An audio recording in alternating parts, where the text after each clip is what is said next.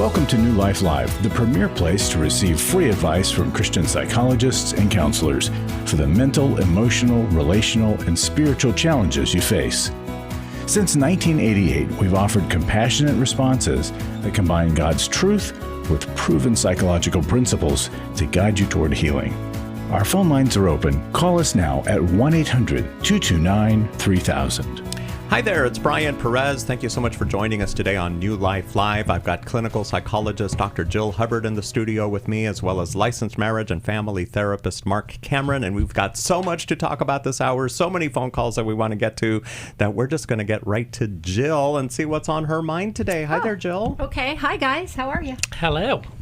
Well, I have been thinking about endings and beginnings, and sometimes the discontentment that can happen in the in-between.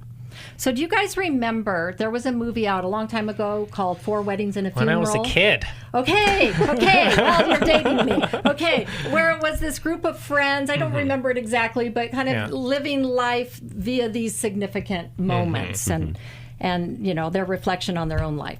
Okay, well, this last weekend, I had one celebration of life and two baby showers. So I was going from event to event. And events like this, you know, have really poignant moments, and people are reflecting. And I think whenever we're saying goodbye to someone and we're hearing about their life and we're hearing about every chapter, we reflect on our own lives. And certainly at baby showers, we're thinking of new beginnings and you know, kind of cycle of life. I'm seeing my daughter's friends now married, having babies. And so, but, you know, in the in-between, I mean, we wish that life could be like all of these highlights. And I think that a lot of times our discontentment with life comes when it isn't the highlights. It's not the social media pictures, right? And that it's in the day-to-day. And our discontentment can be bred by our sense of entitlement. We deserve better, comparison, envy, jealousy, lust, and our misplaced protest of it just shouldn't be this way. And so we all want those shortcuts, I think, to like those best life ever moments. And we just don't get them, right? We get the day-to-day that can often be mundane. And we become the typical example, like the Israelites, right? It was so exciting, ending slavery, a new beginning, we're going off to the promised land. But the day-to-day, they grew very, very discontent. And yet, it is the day-to-day, like when you're reflecting on someone's life backwards or a new life forward, it's those day-to-day moments that make up our life, that add up to something, you know. And reflecting back, it's like you look at the whole person, not just, oh, they blew it here or they blew it there. No, what was the essence of the person? What was their purpose and meaning? When you think about a new baby, you're thinking about all the potential and the possibilities of that. And those day-to-day things, what we do as a mom, day-to-day, connecting with our baby, building in, you know, helping them develop. And so, you know, how do we learn to be content in our circumstances, as Paul has talked about? And I think we have to start by looking at what is, not, and I always say you have to let go of the coulda, woulda, shoulda, been. Because when you dwell on that, you will be discontent. And I think of difficult times in my life where I finally became content is when I embraced what was in front of me. We don't get to make all of our choices, but when we embrace what's in front of us and lean into it, God can do amazing things. Very good. Great conversation to start us off here on New Life Live. I'm Brian Perez, and we're going to get right to our calls in just a little bit. We've got Chris and Elaine standing by, and everyone else who wants to talk to Jill and Marc. We would love to talk to you too, and make sure you tell your friends about our program. We're on YouTube, we're on Sirius XM, we're on radio, we're on podcasts, we're like everywhere.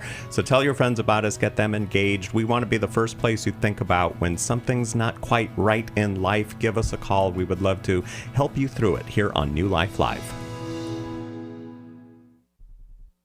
We've been married 33 years. We attended the Intimacy and Marriage Workshop.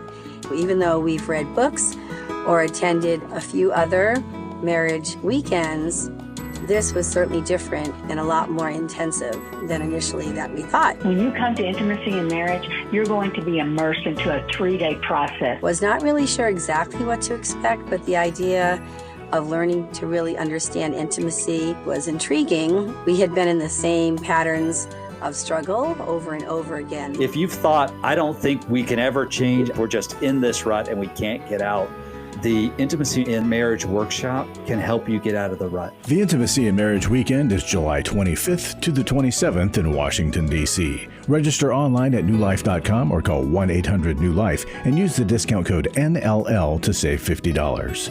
1-800-639-5433. I would highly recommend it.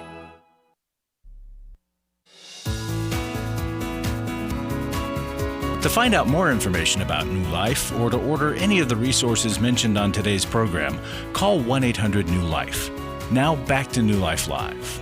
Right now at New Life, we are in the middle of a matching gift. Everything that you guys donate, up to $500,000, will be matched. So now is a great time to give to us here at New Life. If you've always wanted to do it and never have, maybe you're a long-time listener or a first-time listener. Here's what somebody wrote in and said: I just happened to tune in today, and your broadcast is a gift from God to me at a critical time. Thank you for your help. You can give online at newlife.com or by calling 1-800-NEW-LIFE, or you can text the word MATCH to take advantage of this matching gift. The number to text is 28950. Again, that's the word MATCH to 28950. And thank you for whatever you can do. Here is Chris, who's listening to us on WFIL in Philadelphia. Welcome to New Life Live. Thank you so much for taking my call. So I have a 6-year-old grandson who, is the light of my life. I always tell my son we didn't know we needed him until we got him. And over the weekend, I was babysitting for him. And his parents frustrate me, the way they keep him, the way they're just not parenting the way that I think he should be parented. He should be cleaner. Well, so whatever it is, I got very, very upset. So I took my frustration sort of out on him when he picked up a box of Entenmann's little muffins. And he wanted one, and it wasn't lunchtime or whatever. And I just said, no, you can't have these. You just can't go in my freezer and grab these. So I threw the box, and I hit him. And I hit him in the head. I didn't throw them at him, but I just threw them because, as I've always told my children, if you throw something, you can't control where it goes or who it is. And I did this thing that I've been preaching to them all their lives about. And I'm devastated because he seems fine, but, I'm thinking, well, what if it's an injury that really doesn't show up till later? Sometimes head injuries can do that. I mean, it wasn't a heavy object. It was a box of muffins. But right. I'm having a difficult time living with myself right now. Well, even beyond physical pain, might it cause some kind of emotional, something he might... Yeah, it sounds like you're feeling very guilty about it, Chris.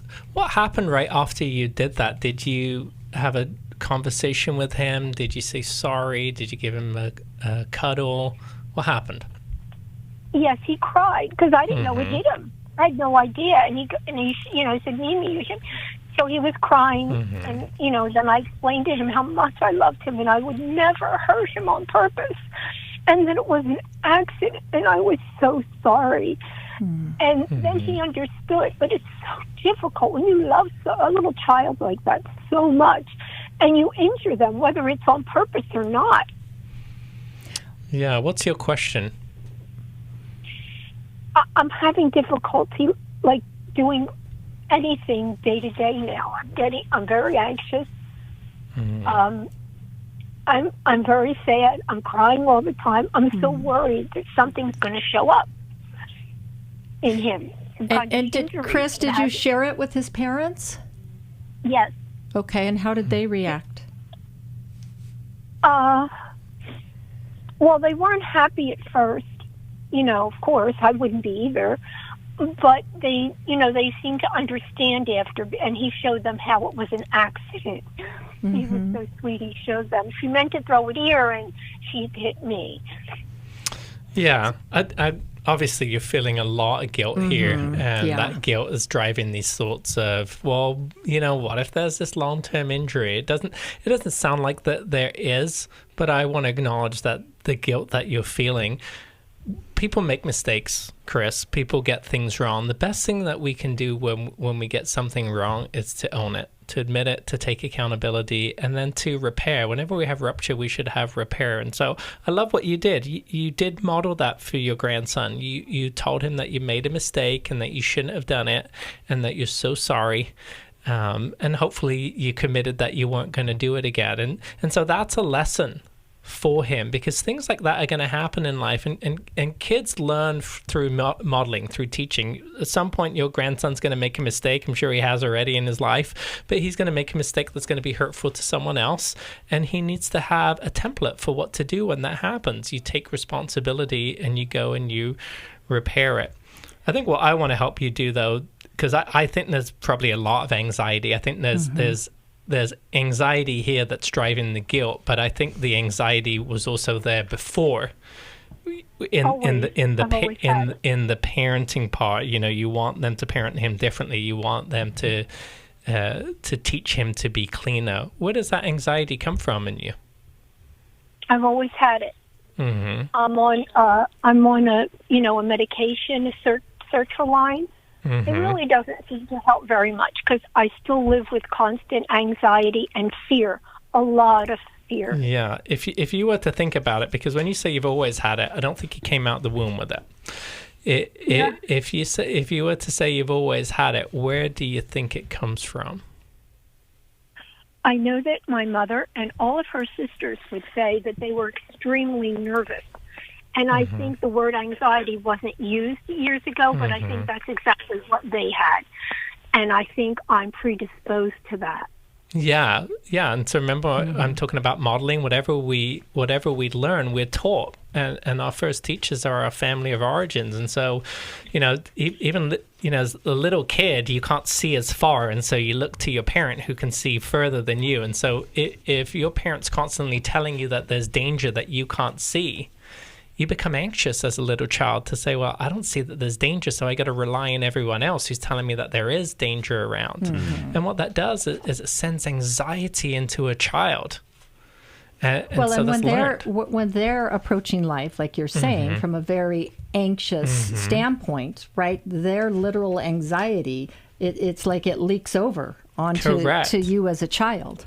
Correct. And often children who have that experience, they become pleasing type children. They become the good kid because they don't want their parent to be anxious, because when the parent gets anxious, they get anxious. How true does that sound for you? Yes. And I always worry about death. What will happen to one of my grandchildren? Because I love them all equally. But, he's the baby, so he gets a lot of the attention. But how could I have done that? How could I have done that? Yes, I think that you're having a hard time forgiving yourself, Chris, that you could even do that. And I think that's where some of the catastrophizing and the anxiety is really getting stirred up, that he's going to have permanent damage and it's going to be my fault. But it's interesting, too. You talked in the beginning about being so unhappy with his parents and that you took that frustration out on him. So you're coming to their home, or he's coming to your home, and you're constantly aware, it sounds like, of their imperfections in their parenting and them not doing it right. And so that, I think, just is probably adding to the anxiety and frustration. Yeah, but you're getting stuck in the thought pattern of how could I have done that, and what if something's wrong? But the root cause of that is anxiety. If you deal with the anxiety, you'll be able to accept that you made a mistake and you'll be able to move on. So I'm hearing that you're on medication. Do you have a therapist? I see someone occasionally, not as often as I probably should. Yeah, so I want to encourage you to do that, because anxiety is learned. And so it can be unlearned, but it's unlearned through exposure. So I think you need somebody regularly to be able to share what's going on, help you make sense of it like we're doing here, but then also help them, for them to help you challenge some of it. And it takes a while. It takes time. I mean, you've got decades of conditioning, so you're not going to work this out in just a few weeks or just a few months, but you can make progress every week, every month. And so it's a slow go, but the journey of 1,000 miles begins with one step. So I want to encourage you, start to see somebody regularly and have them help you.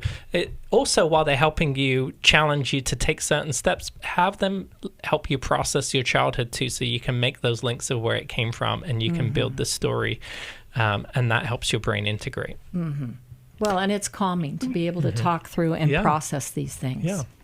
Chris, we're going to send you a copy of 100 Days to Freedom from Fear and Anxiety. It's available on the newlife.com store, but we're going to send you one.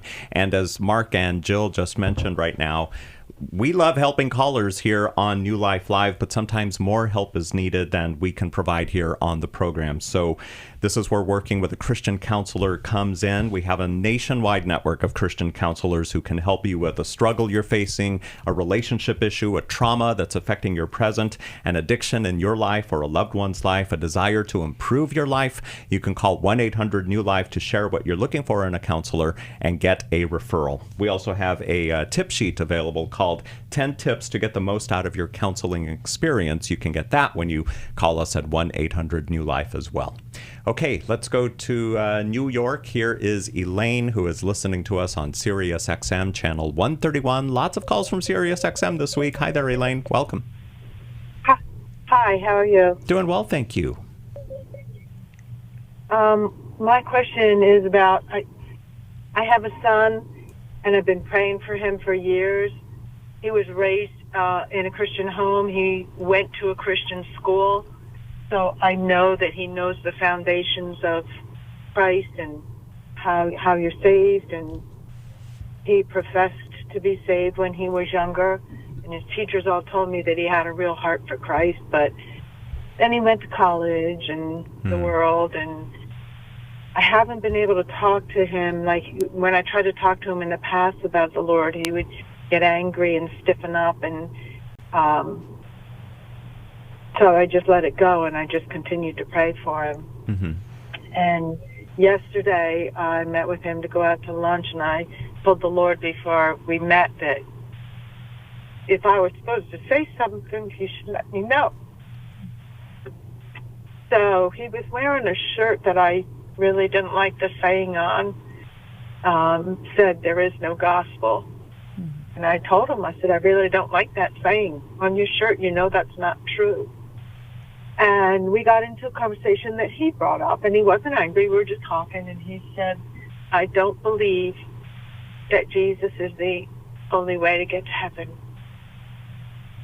And I looked at him, and I said, Caleb, how can you say that? I said, Jesus said, I am the way, the truth, and the life. No man comes to the Father except through me. He goes, I refuse to believe that there's millions of people who before Jesus came and even now haven't heard his name, that if they don't say his name and say, I accept you as my Savior, I refuse to believe that if they're good people, if they have always lived the way that Jesus told us you should live, that they're going to go to hell. So what's your question for us today?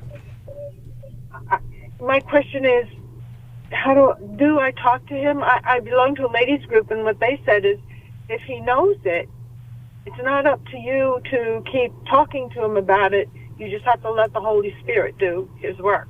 What do you guys think? Elaine, how old is your son? He's going to be 30 this year.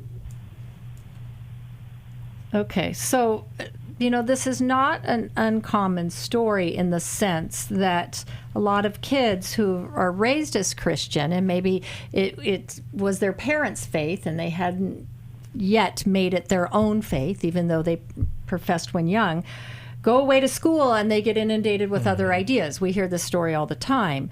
And so he's, intellectualizing, in a sense, his faith and figuring it out. Now, it's hard to watch as a parent. And I think that is true, that you have to be praying for him. And I love that you could have a non-heated conversation, because the more I think you can get your child or another person to articulate what they believe, it helps them to solidify that and to really hear what they're saying. But I think sometimes we have to see that people are on a path and it looks like they're moving farther away, yet they possibly could be coming back full circle later in life. And so we don't want to lose heart or give up on someone.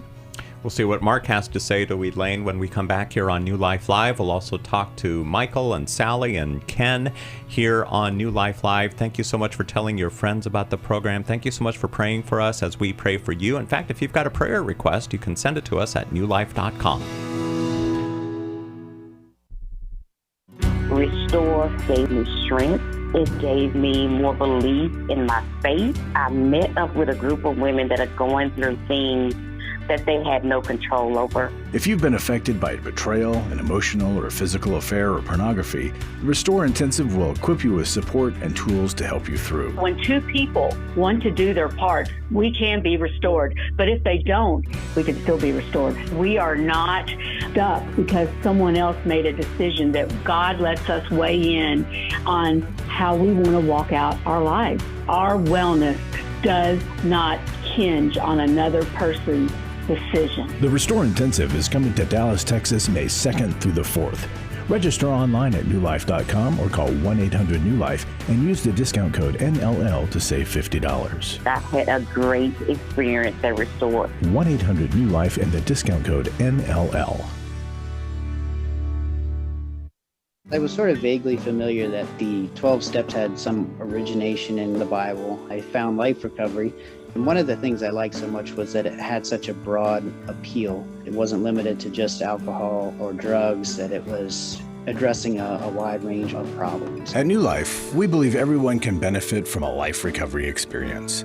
There are life recovery groups all over the country. They take place online, in conference calls, and in person. And if there isn't one in your area, we can help you start one.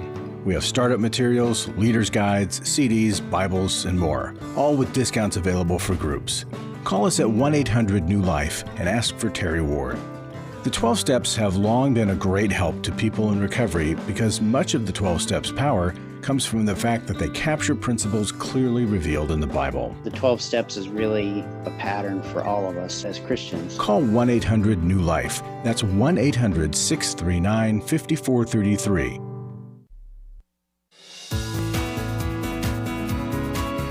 We'd love to hear from you. If you have a question or a comment, call toll-free 1-800-229-3000. Now back to New Life Live. We were speaking with Elaine, who's listening to us in New York. We heard what Dr. Jill Hubbard had to say, and now let's hear from Marc Cameron.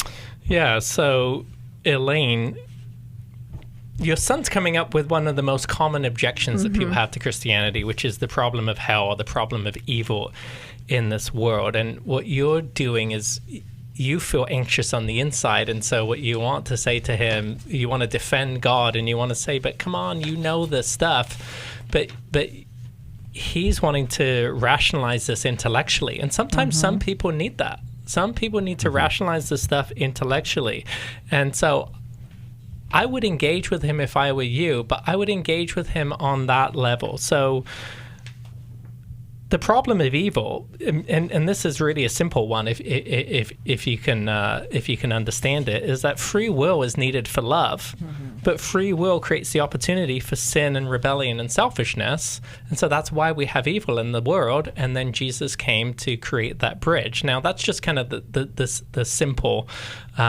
aspect of it, but there's a way to be able to talk through this to get somebody else to think. Now, there's a really good book called Tactics. It's written by a guy called Greg Koukl. It's called Tactics, a game plan for understanding your Christian values. And he goes through all of this step by step. We don't carry that book, so I'm want to encourage you to get that book, but it will allow you to be able to engage with your son and have a conversation, and it will be less about, you trying to, convince him emotionally and then feeling all anxious and upset. And it could lead to you having actually some really good conversations and being able to connect with him. Now, I think your friends are right in the sense of it's the Holy Spirit's job that does the changes on the inside, but you can lay some groundwork. You can plant some seeds, and it's really with the other person going away and wrestling with what you've said and them not being able to reconcile it where they change their mind. It typically doesn't happen in the moment in the conversation. It happens several days later or several weeks later, because that's what's happened to him now. He's gone to a Christian school, he's been in the church, and then the seeds got planted, and he's wrestled with that, and he can't reconcile it. So challenge that in a different way. So thank you for calling us today, Elaine. Again, that book that Marc is talking about is called Tactics, and you can find that out, online. Sounds like a good one. It's a really good book. Yeah. But we can send her Jim Burns' book. Doing Life with Your Adult Children by Jim Burns is what we're going to send you, Elaine. So thank you for calling in today here on New Life Live.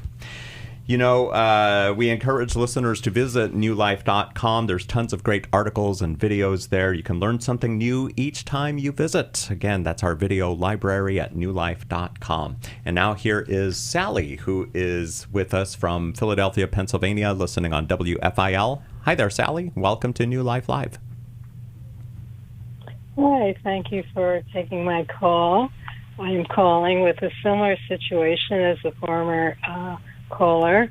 I raised my son as a Christian. He went to Christian school. He's adult now. He has 4 children, and he lives in a different state.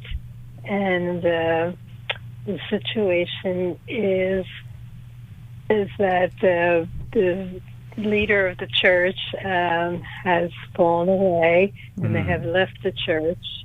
And he went to 3 or 4 other churches, and he's, I guess he just stopped. And he's got 2 children in college. He has one that lives in Wisconsin, and he still has one at home. So with the Resurrection Day coming up, I just was wondering what verbiage I could use to encourage him to, find that missing church in their life. And talking to number 3 child, she just says, I don't believe in God anymore. So that really upset me. And she's in Spain now as a exchange student, and so I'm sure she's not looking for a church there.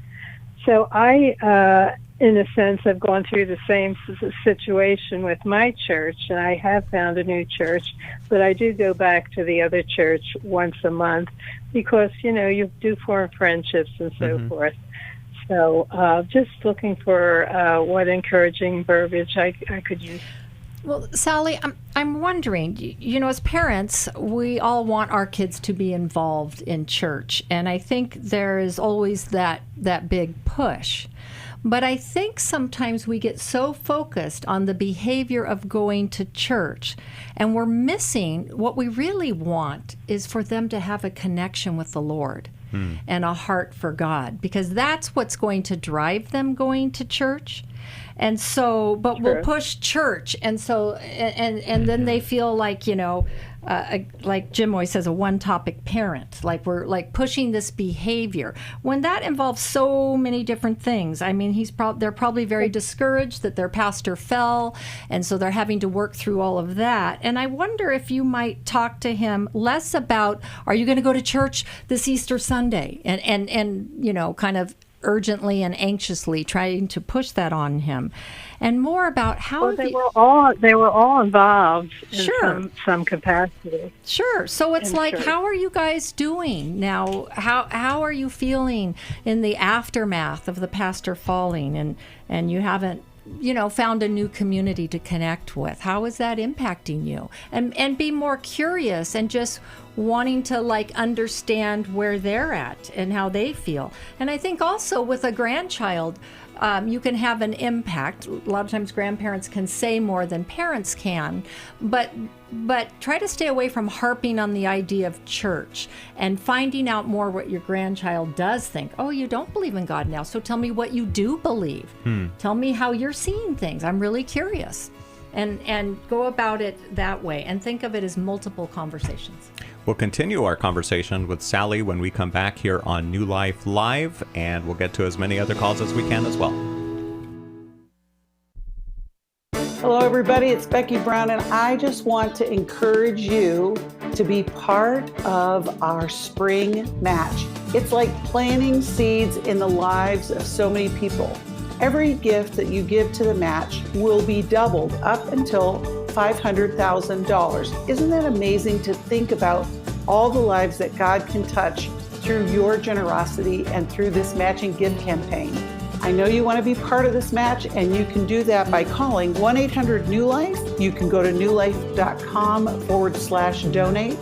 You can also text the word match to 28950. I can't wait to see what God's going to do through your generosity. It will make a difference in the lives of so many people. Thank you in advance. To give to the match, text the word match to 28950, or you can go online at newlife.com, or you can always call us 1-800-NEW-LIFE.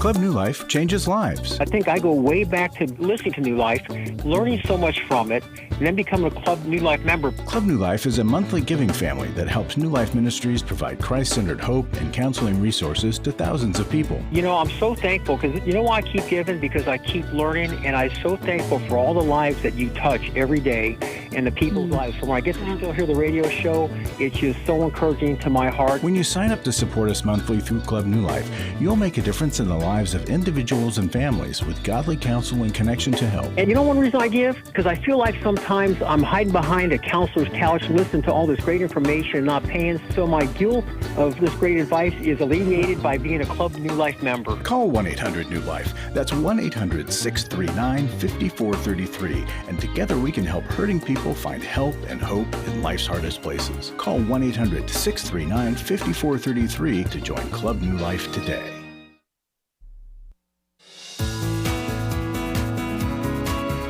We're glad you joined us for New Life Live. To be a part of the program, call 1-800-229-3000. Now back to New Life Live. And let's go back to Sally in Philadelphia. Are you still with us, Sally? Yes, I am. All right. Thanks for holding through the break. Mark? Yeah, Sally, I agree with what Jill is saying here. It's less about the acts of what we're doing, and it's more about the transformation of the heart. But I heard something that you said you were really kind of lamenting about, but what you've done. And I wonder if you're feeling like a failure, or you're feeling like, hey, I followed the formula. I followed the formula for my kids, I did it right? I did it right. They should be in love with God. They should be in love with Jesus. And then there's some anxiety about that. What's up? No, I don't. I just feel he has his free will. Mm-hmm. And I know his wife is not a believer, so I'm sure that plays a part. But he said we filled our life with other things now. But are you feeling anxious because of that you feel like you've done what you should have done and they should have therefore become good Christian kids? No? Okay. Well, no, I feel I'm satisfied where I'm at. I'm just anxious, and I just fear the kids are coming home from college. And, they did the whirly things with the eggs and all in the past. And so I just thought, if they just went on Resurrection Day, that, it would be a beginning. Just pick a church. It doesn't have to be the one that they are satisfied with. It's just coming together.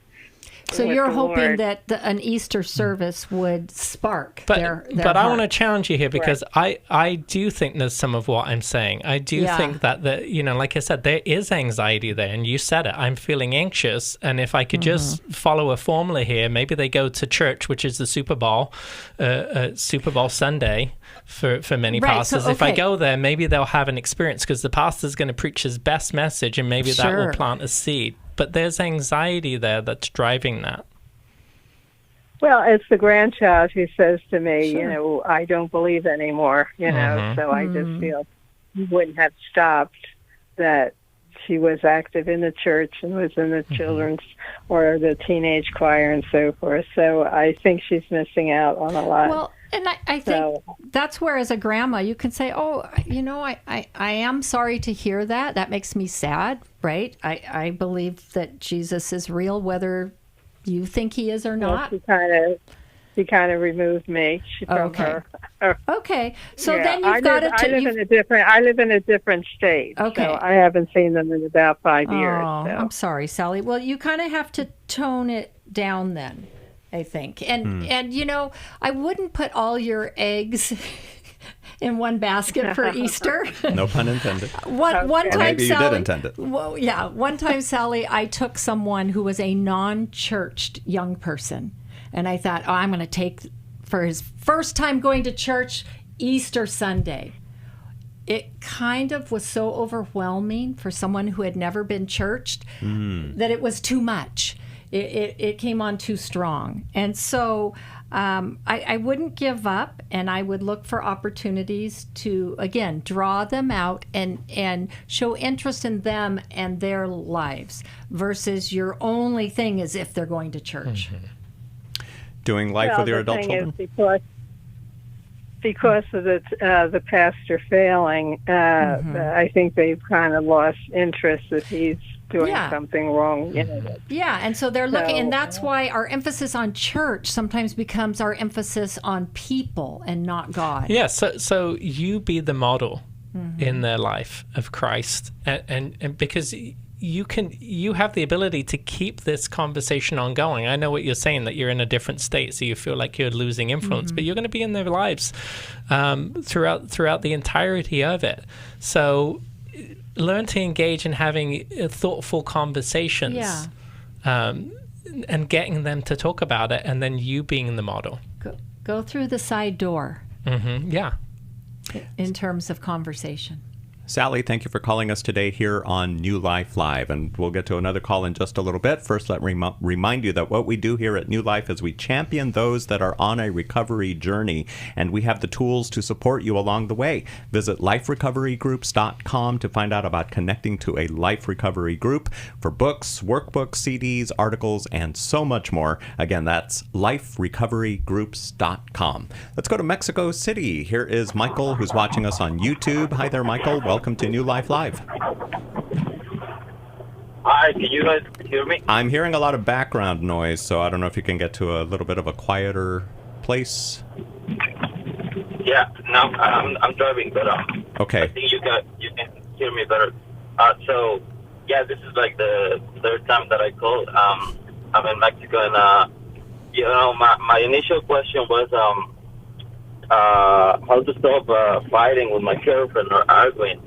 But yesterday, I guess I'm going to go deeper. And the thing is that I started going to church because my girlfriend was a Christian. So when I met her, she was already a Christian. And yesterday, we had, I guess, a bit of an argument before entering church.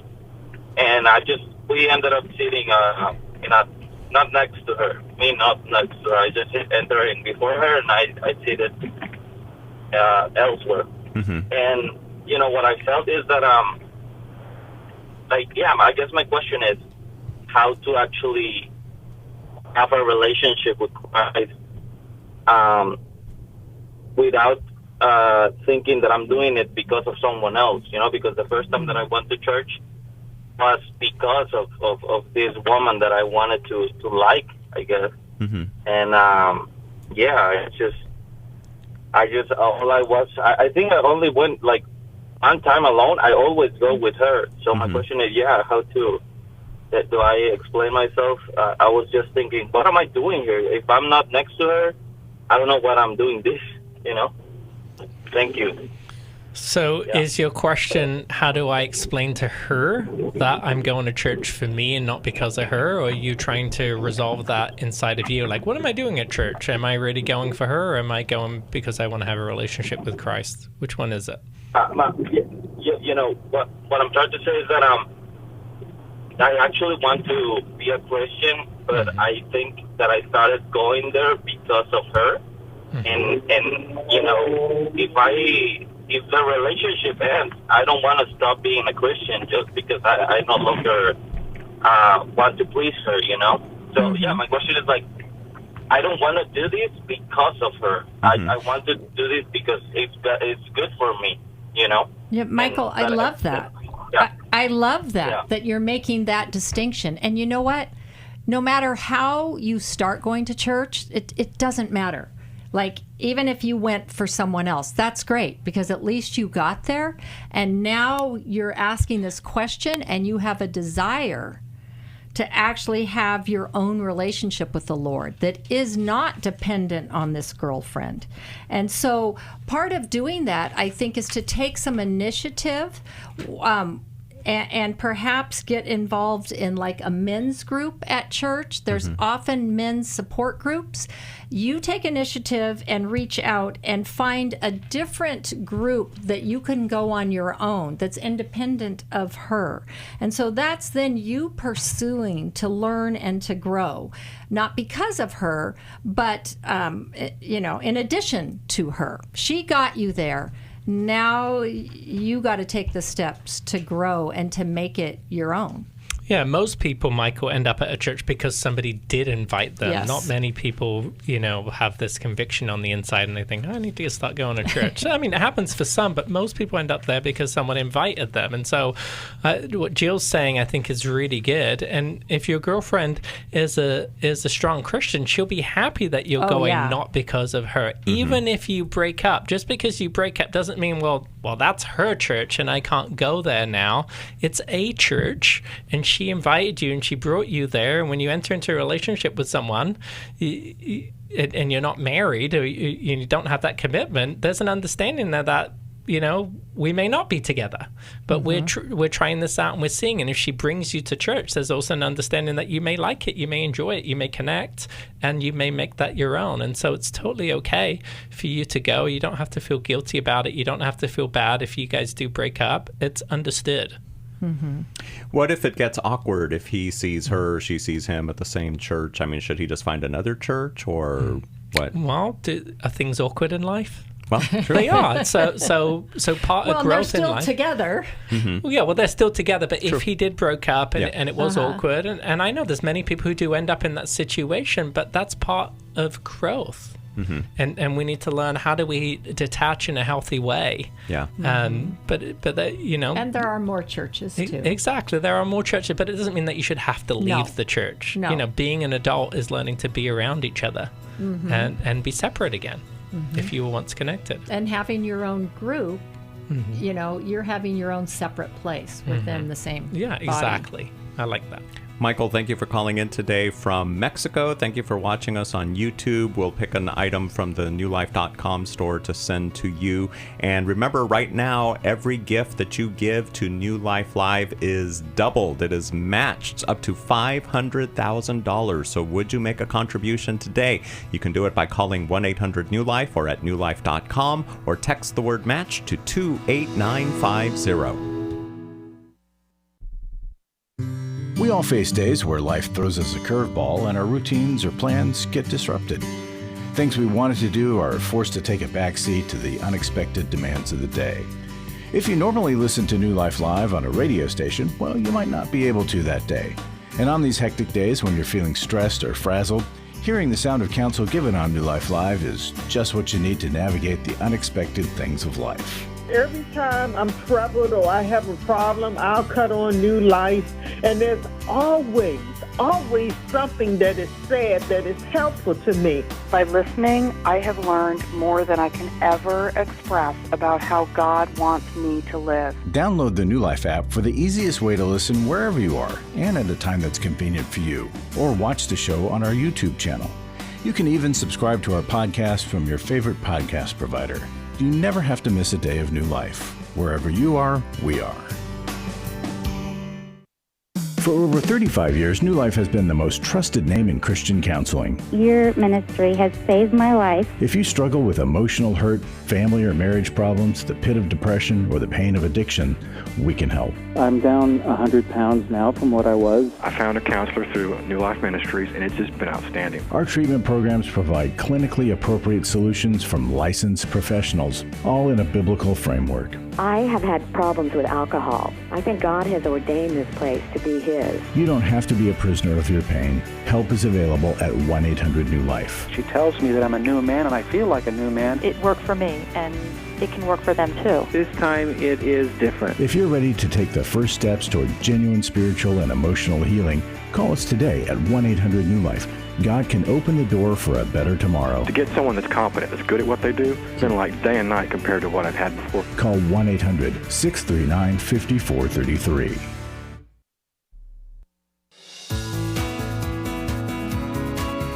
To find out more information about New Life or to order any of the resources mentioned on today's program, call 1-800-NEW-LIFE. Now back to New Life Live. Michael in Mexico, if you're still there, we're going to send you a copy of the Every Man's Bible. So thank you for calling in today. And now we're going to go to Washington, D.C. Here is Ken, listening on WAVA. Welcome to New Life Live, Ken. Ken, are you there? Yeah. Okay, what's your question for us today here on New Life Live? Look, my thing is this. Go ahead, Ken, go ahead. I hear background noise. I don't know if you're being distracted right now. So you turn the radio down. I think we see. Radio. Yeah. Better to turn the radio off while you're talking. I turned it off. Thanks. Okay, look. I like to say this. My question is this. We seem to get bad people get away with murder. Bad people get away with murder and the good suffer. While the bad get away with murder. Okay. And that's what I'm talking about, man. So you want to know why God allows those kinds of things to happen? Yeah, I wonder why He allowed it to happen. He even let the bad people in heaven and send the good people to hell. Okay. What do you guys say? Did you have something hurtful or painful happen to you, Ken, that it felt like it was unfair? Boy, this man's wife left him for another man that she was having an affair with all this time that he didn't know about. I hurt him deeply and stuff, and he blames God for it. He says he doesn't believe in God, but he blames God for it, and when he tells people he blames God for it, he keeps defending God against him. When I blame God for a lot of stuff too, man, and I don't think that anybody should be defending him against me for stuff that he keeps being responsible for allowing to happen bad, even causing to happen bad. Okay. So you have a friend whose wife had an affair. Is that right? No. The show on the radio, the show earlier on the radio. Earlier on here. Yeah. I know, but I was asking you, Ken, usually I find that when people ask questions like this is because they have an internal struggle, something that's happened in their life, and that's why they're asking this question, because they're trying to make sense of it. So I'm wondering for you, did you have something hurtful happen to you where you're trying to reconcile or make sense of it? Well, yeah, I had it happen to me many times. Okay. With women and people, period. Okay. So yeah. So you've had some hurtful things happen to you, and you're struggling with the question of, how can there be a loving God when people can do hurtful things and continue to get away with it and still seem like, they're enjoying life, and then people on the other side are left hurt and reeling. I know. It is one of the hardest things to deal with. And I always, during times like this, I love the Psalms where it talks about the wicked will prosper for a season, but eventually they wither like the grass. And our timing is so different than God's. And we're supposed to wait for His vengeance to happen, for His sense of justice to take hold. But from our perspective, it can seem like forever. forever. And so part of it is trusting that God is ultimately in control and he will make things right. And that he allows evil. He doesn't create it, but he allows it, because otherwise we would all be puppets. Mm-hmm. And, and people really struggle with that idea of why is there evil and suffering? Because it's so bad. But we know our hearts are evil. We can do really hurtful, horrible things apart from God. And so part of that is, though, because he loves us so much, and you were talking about this earlier, it's that redemptive process.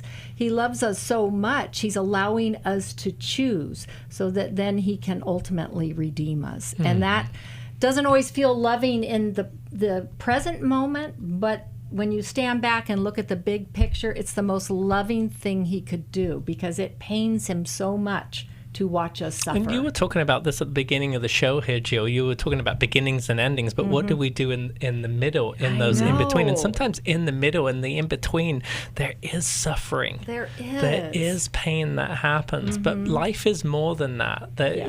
Jesus said, in this world you will have trouble, but fear not, I have overcome the world. So he didn't promise that, we become Christians and then everything is good for us and there's no suffering. That God is good all the time, even when there's blessing and when there's pain, but it can be difficult to work that out. To be able to process that in yourself, to say, hey, I'm feeling pain, I'm feeling hurt, how do I make sense of this? And that's part of the grief process that we go through. We go through the stages of grief, which is anger, depression, sadness, sometimes bargaining, and denial. But it's part of the grief process to process through suffering and pain. Yeah. There's also, since you mentioned a book that we don't offer, I'm going to mention one too, because I did a class and read a book called Answering the Toughest Questions About Suffering and Evil. And it was really good, by Bruce Bickle and Stan Jans. And it was really helpful to highlight kind of what we go through. From the newlife.com store, we have something called Forgiving What You'll Never Forget. Do you think that might be good? Yeah, that would be good. I think there's a pain there for Ken. Yeah, and he did mention, that his friend has gone through this, but then he also said that there have been relationships he's had. I'm assuming friendships or maybe,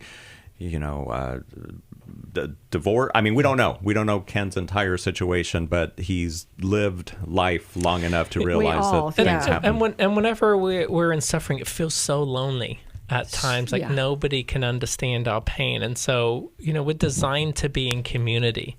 So being able to get into a group and being able to get into a grief group or just any other kind of group that can be supportive for us can be really helpful. And as we get to process and talk through our pain and then hear other people who have gone through similar situations, it can help normalize it. Just sharing with another person when you're struggling, it just creates some relief.